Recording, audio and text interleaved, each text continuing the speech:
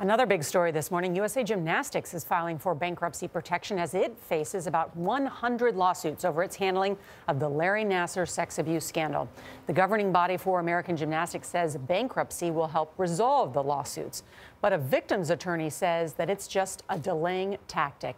Nassar was sentenced to prison for the rest of his life.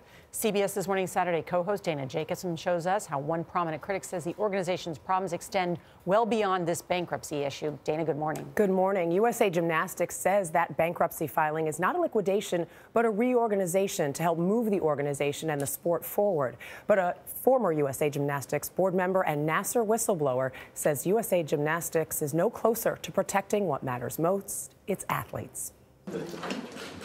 Still reeling from the Larry Nassar sexual abuse scandal, USA Gymnastics filed for Chapter 11 bankruptcy as it faces 100 lawsuits from over 350 athletes.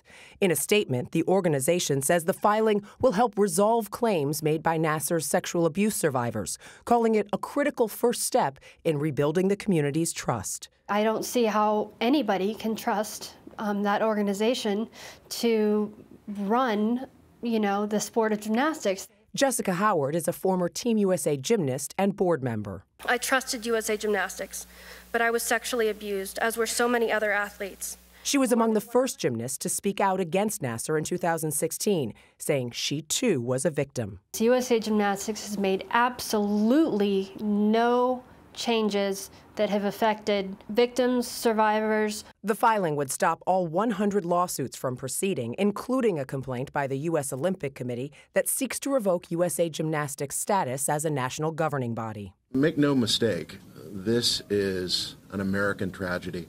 Attorney John Manley, whose firm represents more than 180 of Nassar's victims, called bankruptcy a delay tactic in addressing sexual abuse claims.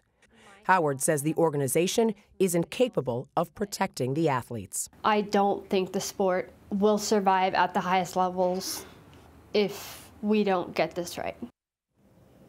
Wednesday's filing comes as USA Gymnastics continue to search for a new CEO. Lawsuits are estimated to cost the federation as much as $150 million. Now, back in May, Michigan State University, where Nassar also worked, announced a $500 million settlement with more than 300 victims.